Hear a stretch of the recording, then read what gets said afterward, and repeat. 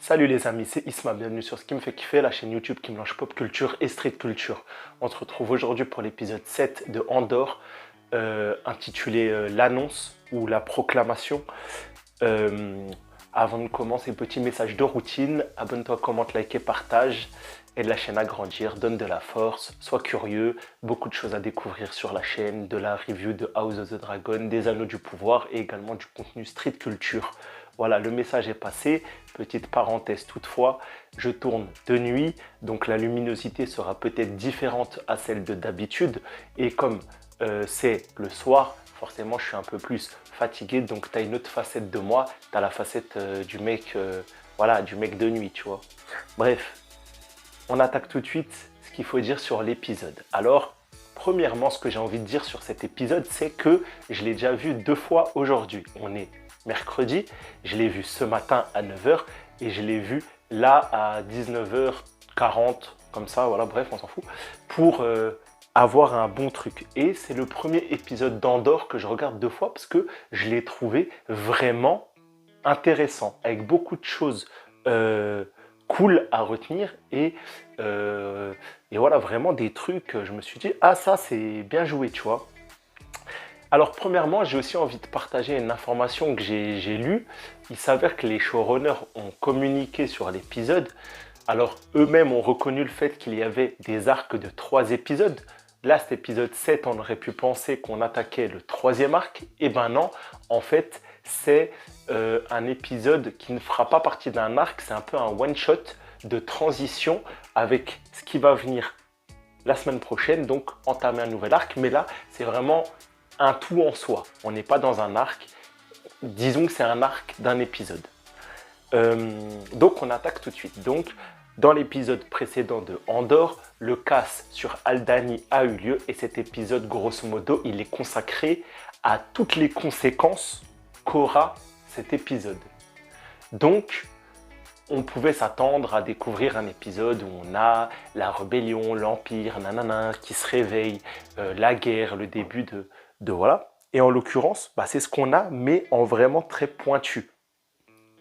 Alors on commence avec un discours impérial que j'ai trouvé vraiment très sympa, qui disait « Ils pensent nous avoir touchés, eu en plein cœur, ils pensent nous avoir abattus, mais on va se relever et ça sera pire pour eux. » Donc en fait, on comprend que le BSI, donc le Bureau de la Sécurité Impériale, avec Dedra, Milo, là je ne sais plus comment elle s'appelle, avec le Renoir, avec bref ce bureau dans cette salle blanche qu'on a découvert avec le moustachu, et ben ils ont un supérieur. Ce supérieur, je présume que c'est le colonel ou maintenant le commandant Yularen, officier du BSI, voilà, qu'on a découvert dans Clone Wars, dans Rebels, qui est un haut officier de l'Empire, un ami de Tarkin, donc il est vraiment important. Et du coup, bah, on comprend que les sanctions pour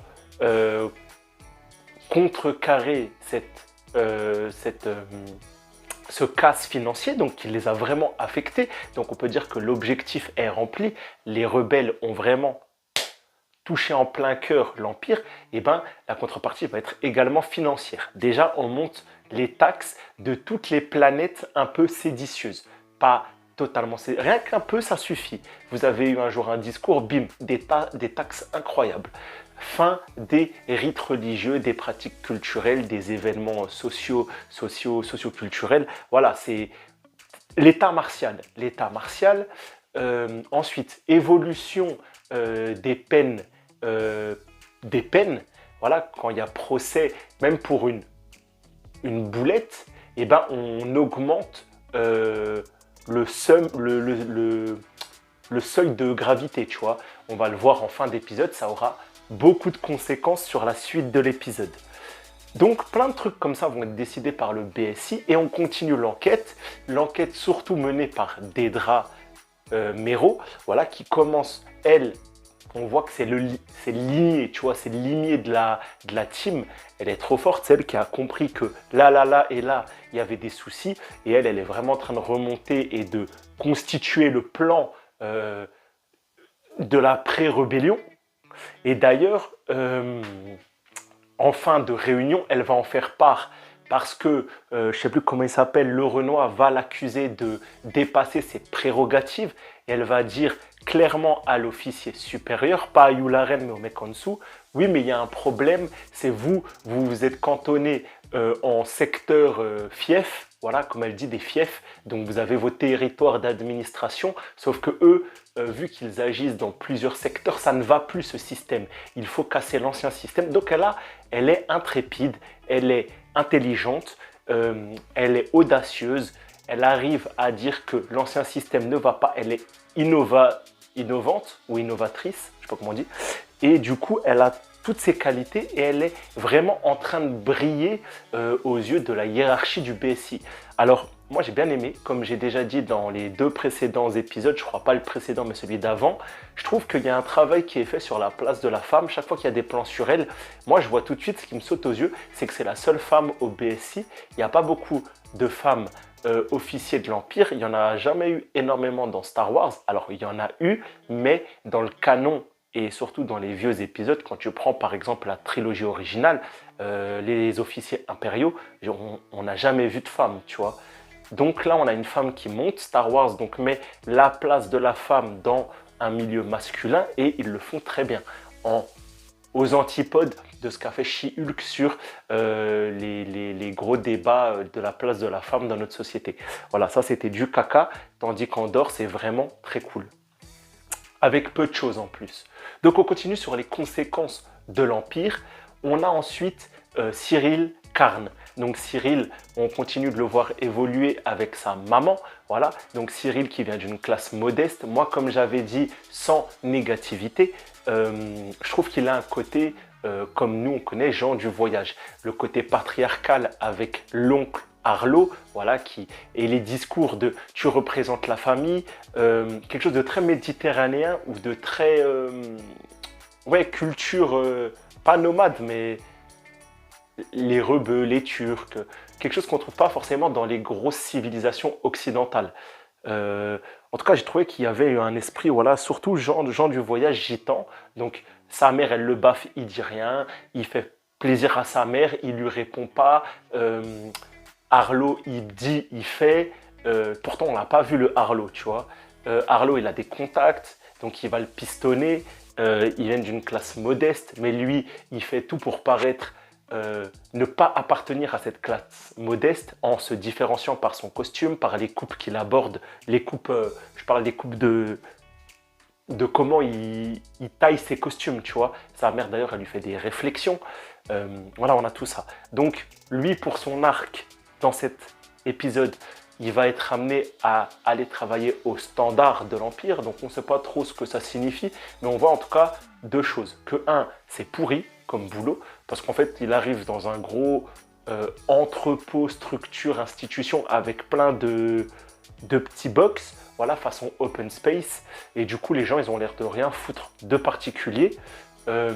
Et le gars, tu vois, qui bosse, il lui dit, ouais, les gens qui bossent depuis ici, enfin, tu voyais que le gars, lui, il y croyait trop à son boulot, mais Cyril Karn, qui arrive de la corpo, des corporations de pré-mort, et ben lui, qui était sur le terrain, qui arrêtait des bandits, qui était responsable de la police territoriale d'un canton galactique, tu vois que lui, il se retrouve là-dedans, il est dépité, tu vois. Donc, c'est pas une conséquence du casse, mais par contre, c'est une conséquence des incidents de Férix. En vrai, Cassian, partout où il passe, il retourne la situation, tu vois.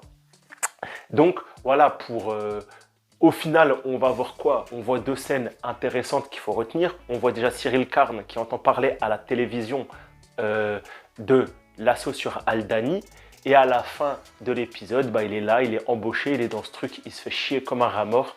Donc, je pense que lui, c'est toujours en train de monter son seum.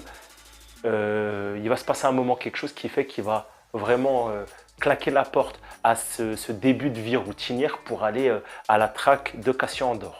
Mais bon, on garde ça pour la suite, on n'y est pas encore. Donc, on continue avec les arcs. On a un arc, celui-là que j'ai trouvé très intéressant, avec notre bon Luten Raen, alias Monsieur Gibbs, alias Eric Selvig. Donc, il est dans ses locaux, de son magasin d'antiquités intergalactique, et tu vois qu'il est branché au scanner de l'Empire et il écoute tout ce qui se dit à propos d'Aldani. Oui, les officiers sont en train de passer en interrogatoire pour comprendre ce qui s'est passé, l'équipe est renouvelée, voilà, donc tu vois qu'il est informé de tout ça. Donc déjà, lui, il est vif. Tu vois que sur le terrain, sur les différentes cellules rebelles, comme on a établi dans la précédente review, que à ce moment-là de la chronologie Star Wars, on a plusieurs cellules qui ne sont pas encore l'alliance rebelle du Nouvel Espoir. Et là, on a vraiment des branches segmentées. Du coup, lui, il en connaît minimum une, à mon avis plusieurs, et il organise vraiment les actions rapides. Et tu as une autre sphère, c'est la sphère politico-financière. Ça, c'est Mon Mothma, mais on va le voir ça tout de suite.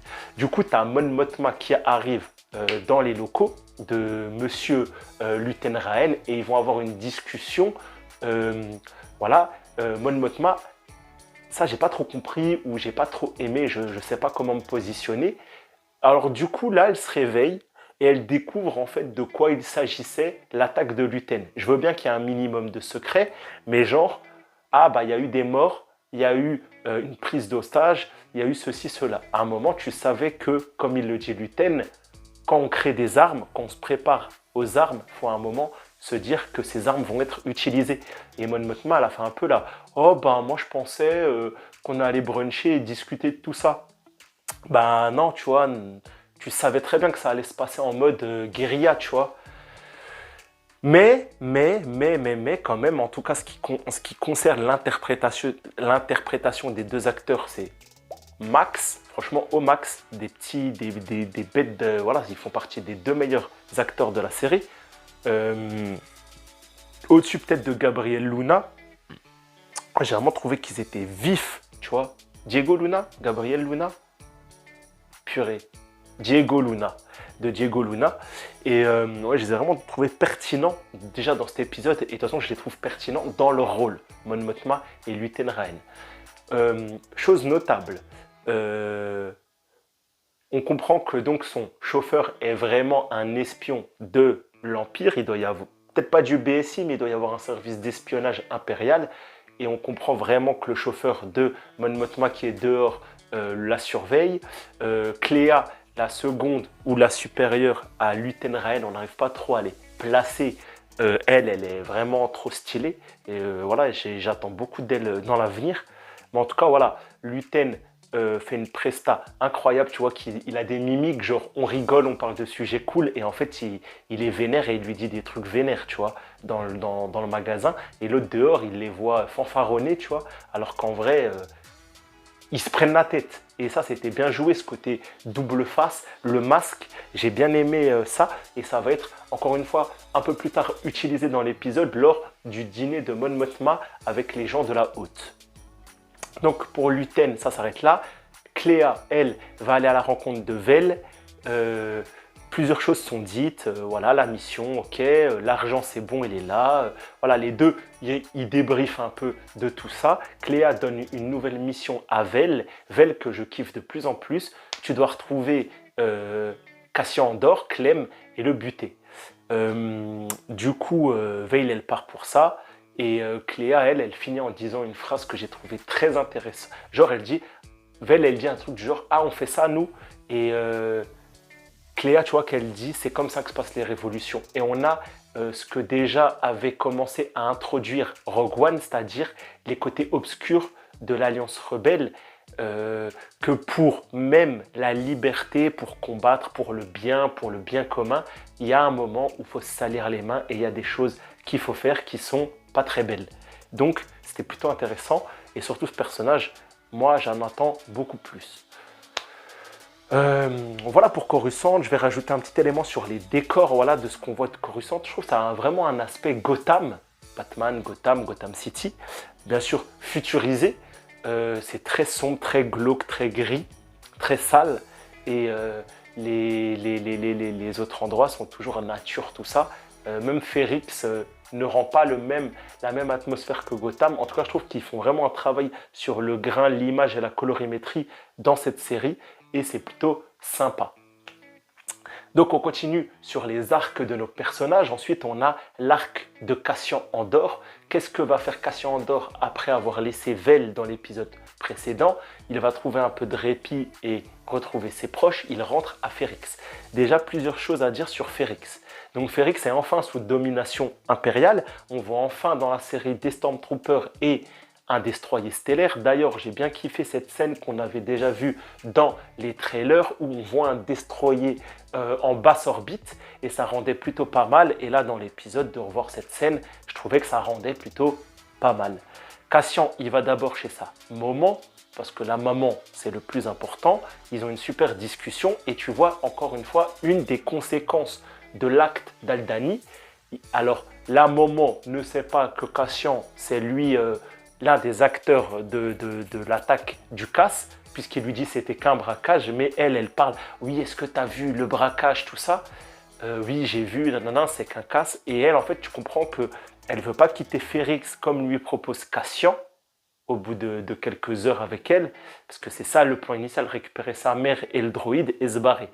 Et elle lui dit non, je ne fuirai pas cette fois-ci. Donc déjà, on découvre que l'ancien compagnon, l'ancien mari de Marva a été pendue. On découvre que là, ça l'a inspirée et qu'elle veut rester et qu'elle veut se battre. Une des conséquences du peuple, c'est oui, ils sont oppressés, oui, maintenant il y a des storms et des destroyers, mais ils veulent se battre. C'est bon, ils en ont marre de l'Empire, de l'armée impériale, car elle est venue ensuite à l'Empire. Voilà, Ferrix a été quand même de longues années tranquille. Ils en ont marre des corpos, ils en ont marre de ce système totalitaire et du coup, ils vont se révolter. Et c'est entre autres l'incident d'Aldani qui a soulevé les foules, tu vois. Ils vont se lever et tu vois que les gens de Ferrix, ils commencent à s'opposer, ils jettent des cailloux sur les storms. Elle a un discours très révolutionnaire, voilà. Donc, ça va commencer vraiment à se battre. Donc, au final, Cassian va partir au début, donc il va partir seul. Il va cependant, avant de partir, aller voir Binks, parler de team, parler de tout ça. Donc, vite fait anecdotique, il donne les sous à Binks qui devait donner à tous ses potes de Ferrix. On découvre que les gens de Ferrix lui en veulent, ce qui est cohérent. Voilà, tu fous la merde, ça attire l'armée, les gens t'en veulent, c'est cohérent, c'est très réaliste. En tout cas, il n'arrive pas à reconquérir son cœur et à l'emmener avec elle comme je pense il aurait souhaité. Et le dernier truc qu'on peut retenir avant de quitter Ferrix, c'est Marva dans ce dernier discours où justement elle lui dit pars, moi je vais rester faire la révolution. Elle dit oublie ta sœur, c'est qu'une chimère, c'est qu'un rêve. Donc la sœur est importante. Là, ce qui serait trop cool, c'est que sa sœur à Cassian, ça soit Cléa. Mais bon, là, je viens d'inventer ça tout de suite dans ma tête. Il y a peu de chances que ça soit le cas. Et ça serait surtout une sacrée cohérence comme de par hasard. Mais en tout cas, voilà, la sœur de Cassian, même si c'était dans le premier épisode, dans l'arc des 3 premiers épisodes, au cœur du scénario, ça a un peu disparu. Là, ça revient, on nous le redit. Et n'oubliez pas, la sœur de Cassian, c'est important. Alors, donc il se barre, Cassian, et il va aller dans un endroit très sympa, dont on va aborder ça dans 5 minutes. Je voulais juste parler de Mon Mothma, donc du coup qui fait son dîner mondain. Elle va retrouver lors de ce dîner un ami d'enfance, un banquier de Chandrila. Ils vont avoir une conversation pareille comme avec Luten Raen, de faux semblants. Ils vont sourire aux gens, ils vont faire des mimiques et tout ça. Ils vont se regarder en rigolant et en vrai, ils vont aborder un sujet d'extrême gravité, la trahison envers l'Empire. Et c'est très cool.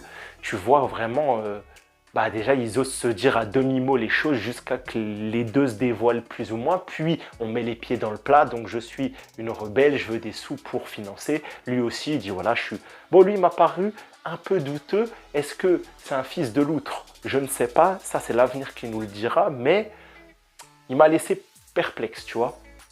On continue, du coup, il continue jusqu'à la prestation finale où elle dit il n'y a que 3 personnes qui connaissent ce secret, même mon mari ne le sait pas, je ne lui fais pas confiance. Donc déjà, tu as quand même un personnage principal dans une série Star Wars qui dit, enfin, tu vois le niveau de gravité et de sérieux de la série, elle dit quand même, en plus il a l'air sympathique même s'il est dans ses délires à lui, je ne fais pas confiance à mon mari. À un moment, il les regarde, il leur sourit, nanani. Et d'ailleurs, quand ils ont fini de mettre tout en place sur cette histoire de financement, il arrive, comme par hasard, ils ont fini la conversation et le mari arrive. Et là, ils vont rigoler, nanana. Elle va lui dire d'un ton froid, voilà, après avoir parlé donc, de ces quelques phrases sérieuses, allez, souris, rigole. Et là, elle va changer de facette et elle va rigoler, nanana. Et tu vois qu'en fait, ouais, c'est une vraie espionne. Mon Mothma, elle est trop forte. L'actrice, elle a trop bien joué ce côté masque, le masque des sourires du Sénat, le masque de la politique, alors qu'en vrai, même si elle est moins radicaliste que Luten Raen, tu vois qu'elle défend la cause de la liberté aussi sérieusement que n'importe quel combattant de la liberté. Mais en tout cas, voilà, gros big up à l'actrice de Mon Mothma, car le moment où elle parle avec ce mec-là, le banquier, que son mari vient et qu'elle fait volte-face, que son sourire il se pose, que c'est très change et tout ça, ça m'a convaincu, ça m'a bluffé, j'ai bien aimé. Donc vraiment, bonne actrice et une Mon Mothma au top. On attend 2-3 trucs maintenant. On attend vraiment, comme j'ai dit dans mon petit short et mon petit TikTok, qu'elle aille rencontrer des gens comme Bail Organa, comme d'autres sénateurs rebelles et qu'on commence à mettre en place aussi le réseau Fulcrum, comme on le voit dans Rebelle. J'étais en train de me dire pendant l'épisode, ah c'est bizarre, on n'a pas encore entendu parler de Fulcrum, alors que j'avais l'impression dans Rebels que c'était le surnom de chaque agent sous couverture, tu vois. Voilà pour Coruscant, Chandrila, Mon Mothma. Donc vraiment très très stylé. Et là on finit avec le dernier arc qui va encore une fois nous montrer les conséquences du cast d'Aldani dans l'épisode 6. Alors qu'est-ce que fait Cassian après Ferrix? Il se barre. Il se trouve une petite meuf sur une planète genre Ibiza style. La planète c'est Ibiza, c'est la grande motte de l'espace. Une planète balnéaire, tout ça. Il se tape un petit kiff, il a une petite meuf, il se trouve un autre blaze, il s'appelle Kiss ou Kiff. Voilà, il achète des trucs chelous, du chlougoudou et du blic blic blic. Je crois que ça s'achète à Ikea de l'espace. Bref, en tout cas, il dit des blazes que j'avais jamais entendu dans Star Wars. Et en allant justement acheter ces trucs, donc tu peux imaginer que c'est soit de la glace, soit des légumes, soit je ne sais quoi, il se fait arrêter par un agent de police impérial et ça dérape. Tu vois que l'agent il est tellement con. Et là on voit deux parallèles qui sont trop cool. C'est que l'agent de police humain fait de l'excès de zèle et le droïde d'assistance il est trop con. Et vraiment la scène c'est n'importe quoi, j'étais mort de rire. Donc le gars il va lui dire, donc Cassian il fait rien, il marche, il voit une scène, il voit deux mecs qui font un truc chelou, donc il les regarde tout ça, après il se dit bon je vais me casser avant qu'il y ait conséquences pour moi. Le flic il dit oh tu fais quoi là? Bah rien, je vais acheter mes courses. Mais qu'est-ce que tu faisais là? Bah rien, j'ai vu un truc, j'ai regardé, maintenant je pars. Genre tu vois vraiment, moi aussi, hier j'ai marché dans la rue, il y avait une embrouille entre deux personnes, je me suis arrêté, j'ai regardé et je me suis cassé. C'est un flic qui m'aurait dit tu fais quoi? Bah rien, rien tu vois. Et du coup, le flic il va lui dire oh arrête de me répondre, oh arrête de fuir, mais je fuis pas, je suis devant vous. Enfin vraiment, Cassian en mode je baisse la tête, tu vois, genre la situation elle était d'un grotesque. Le droïde trop con, il arrive, déjà il massacre les deux fuyards. Donc tu vois un robot du même design et de la même série que le robot de Rogue One. Donc la ref, elle était cool. Le robot, à un moment, le flic qui lui dit garde la main dessus. L'expression, le robot empoigné au cou, je te mets contre le mur et il lui garde la main dessus, tu vois. Donc c'était vraiment trop drôle cette scène. Pour le paysage de cette planète balnéaire, c'était sympa, voilà, c'était anodin dans Star Wars. Bon, il a une meuf, c'était anecdotique. Il finit au tribunal de, comment on dit, purée, j'ai plus les termes. Bref, où tu vas rapidement, tu vois, pour un délit, tout ça. Et du coup, conséquence d'Aldani, toutes les sanctions pénales ont évolué d'un cran. On entend au début qu'un mec, il a laissé une crotte de chien sur la voie publique. Il prend 4 mois ferme, le mec. Après, c'est à Cassian. Cassian, qu'est-ce que vous avez fait? Bref, il lui invente toute une vie. Il lui invente toute une vie. Genre, alors que Cassian, il était de bonne foi, tu vois, le pauvre. Et même à un moment, il dit, mais arrêtez, j'ai pas fait ça. Et le truc, il lui dit quoi? Ouais, outrage à magistrat, encore 3 mois. Enfin bref, c'est n'importe quoi la scène. Il est vraiment tombé dans... Enfin, il a vraiment créé, parce qu'il ne faut pas oublier que c'est ses actes qui ont créé, c'est les contreparties de ses actions, les conséquences de ses actions. Il se prend le mec 6 ans ferme dans une prison parce qu'il n'a rien fait. Du coup, c'est trop drôle. Le mec qui a fait le casse fait le con. L'Empire réagit à ce casse. Lui, il se casse. Il veut être peinard sur une planète style Ibiza, Palavas, la Grande Motte. Il se fait arrêter dans un truc quiproquo, c'est pas lui. Vraiment, c'est pas lui. Et il prend 6 ans ferme et il va au HEPS. Voilà. Ok, franchement, c'était drôle. Donc voilà, plusieurs trucs sympas dans cet épisode. Je pense que maintenant, on va découvrir la prison dans laquelle va aller Cassian. Combien de temps ça va durer pour le faire? On part sur un arc de 3 épisodes. Donc, est-ce qu'on rentre dans Cassian dort style Prison Break? Est-ce que Veil va le retrouver et d'abord le faire sortir pour le buter? Parce que faut pas oublier que Cassian, il est dangereux car il connaît Luten, Veil et d'autres infos sur l'Alliance Rebelle. Voilà, donc je sais pas. Est-ce que vous, en commentaire, est-ce que vous avez aimé cet épisode? Est-ce que vous avez des idées du nom dans quelle prison va aller Cassian? Est-ce qu'il se peut qu'il fasse des rencontres intéressantes en prison? Voilà, partagez tout ça. Moi, je pense que ces épisodes en prison, ils vont être très très cool. Les prisons impériales, à mon avis, ça doit pas être la rigolade. Donc, franchement, j'attends beaucoup de la suite. Je suis hypé, voilà, un très bon épisode. Donc, peu d'action, mais très prenant, très intéressant. Et cette fois-ci, c'est pas juste pour dire très prenant, très intéressant. Là, j'ai vraiment trouvé cet épisode au-dessus de tous les autres épisodes qu'on a eu, hormis l'épisode full action, tu vois. Bon les gars, on va s'arrêter là. Abonne-toi, commente, like et partage. J'espère que tu as aimé la review de Andor épisode 7. Sois curieux, va sur la chaîne. Du contenu Seigneur des Anneaux, du contenu Street Culture avec des unboxings et mon format hebdomadaire d'actualité sur la SAP, les sneakers, le rap, le sport. Plein de choses à venir, voilà. Sois curieux, ça veut dire ce que ça veut dire. Je te laisse. Pour moi c'est le soir, donc passe une bonne soirée et à bientôt. Ciao.